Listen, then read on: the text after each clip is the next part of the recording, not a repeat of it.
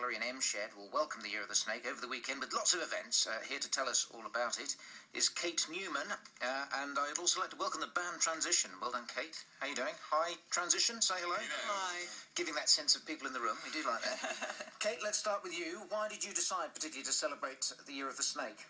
Well, we celebrate Chinese New Year every year at the museums, and every year it gets bigger. We get more and more help from local people who get together and share their love of Chinese culture.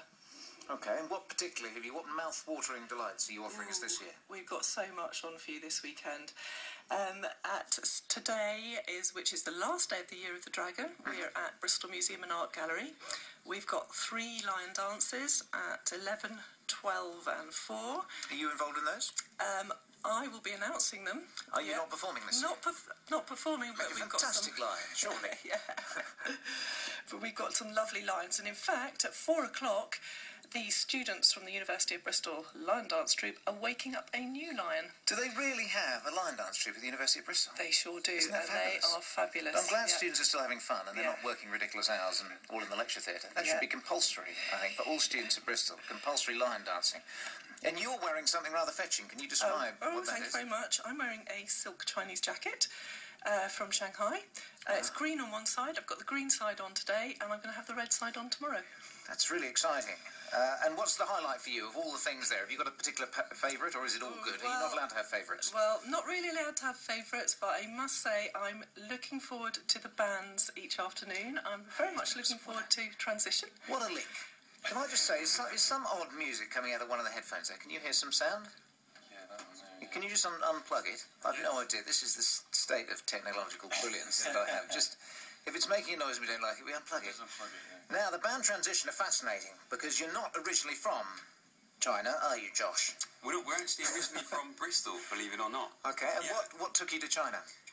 Well, actually, we've been all around Asia, but over the last 3 years, we've spent time living in Taiwan. We were living in Taipei in the north, in the capital, and we were originally we went there with our English music, and gradually we were influenced by the culture, by friends and other peers in the music scene. We started to learn Chinese and to include Chinese in our music. So you knew each other before you went out? You were a band. The band Transition existed in Bristol. That's right, yeah. So how did you meet Jesse and Niall? Well, Jess is my brother, and so you Niall knew him well. I'll stop calling him Jesse then. He's called Jess. And you're their dad. Excellent.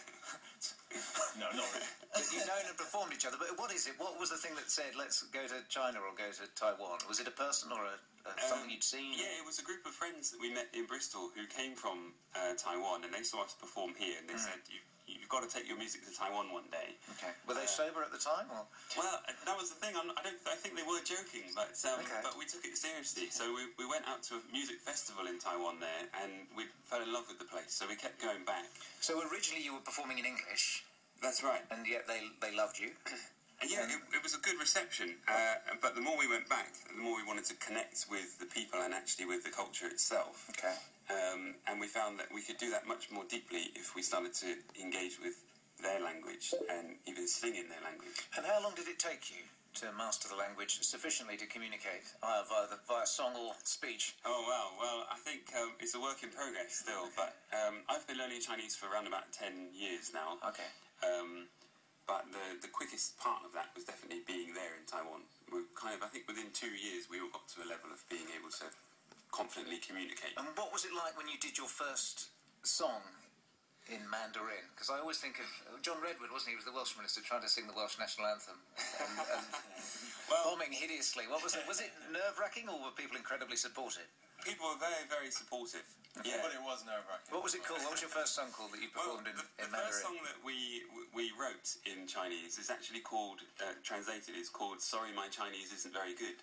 That's very clever. That's fiendishly clever. Yeah, well, because it was a sentence that we would all have to say quite regularly as we were learning, so that people kind of forgive you for the mistakes you make. Well, we eventually put it into a song, and that kind of really cracked up the audiences when they heard it. So my former comedy partner Tony Gardner, who's recently starring in Last Tango in Halifax, he learnt one phrase in 20 languages, which is 2 beers and my friend will pay. And he could go to pretty much any country in the world, and that's all he knew. So that's your task, is to make that into a song for me in Mandarin at some stage. So what are you going to play for us now? Well, I think we'll play that song. Okay. Yeah, it's called, in Chinese it's called 对不起我的中文不好. Okay. And that means, sorry, my Chinese isn't very good. Can you just say, Dr. Phil, you're the sexiest TV doctor in the world, much sexier than Dr. Hillary. Could you say that for me? 我说今天这个主持人是有一点搞笑的，所以希望大家可以在家里就是快乐的笑。 Yeah, if you're listening, Dr. Hillary, be that. Excellent. Well, that's really bigged me up. So, do you want to just leave the microphone slightly, Kate, and let the band come in there? And let's... When you're ready. Okay. Let's go. 1, 2, 3, 4.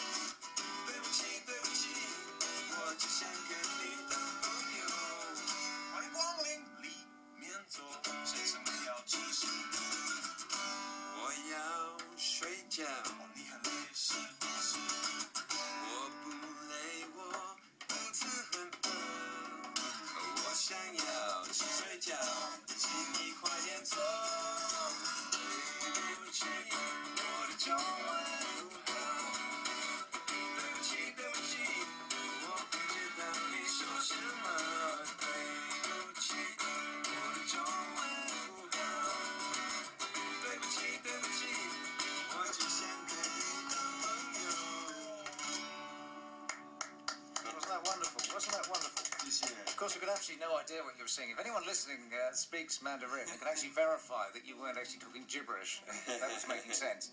Tell us about the cultural experience of living in Taiwan. What's that been like? What have you liked most, and what have you found hardest to adapt to?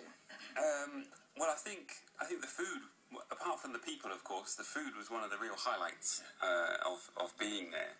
And actually, one of the things in that song, one of the reasons of writing the second verse in that song was because the word for sleep and the word for Chinese dumpling sound very, very similar. And so there have been times when... Do you have somewhere where I get dumpling for the night? Yeah. Well, yeah, the other way around. We've gone into a dumpling store and asked to sleep, which they didn't quite understand. But, yeah, no, the food is fantastic there. Okay. Yeah, whether it's dumplings or the soup noodles, beef noodles, or some of the teas they have. Okay, and was there any sense of risk in performing? Say you'd written a song called...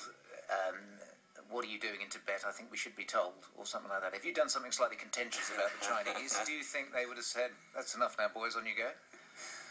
Or did you not try to go down that line? There's various bands that do play at certain festivals, okay. That political festivals, but we've steered clear of that. Thankfully, we've got friends that let us know. All right, this is okay, and these ones you don't want to get too much. Okay, so you're sensible in terms of self-preservation. You've been quite sensible. So far, yes. And tell us about what you're doing in the festival. Well, we're performing in the museum this afternoon at 4:15. Okay. We're really looking forward to that. We'll be playing some of our songs there. And then we're playing in M-Shed tomorrow at 3:50. And that's really exciting because either side of our performance there's a dragon boat race. So I think we'll be nipping out to watch that and then rushing back in. Sounds exciting, doesn't it? Yeah. Are you back here now, or are you going back to Taiwan? We're back in the UK for a time, definitely. Okay. Yeah, but we're looking to maintain strong links with both Taiwan and China and the rest of East Asia. And if people want to access your music, what do they need to do? The best way is to go onto our Facebook. You can search Transition, and if you can speak Chinese, search for 前进乐团. But also on YouTube we have lots of videos. You're showing off now. Now, you were so good, I'd like you to play something else. Have you got something short and pithy? We you have. can play us out with? Yeah, okay. What's it going to be? Well, I think we should play a Chinese New Year song, really, shouldn't we? That's a nice idea. Okay. So this song is a traditional one sung for Chinese New Year. Okay.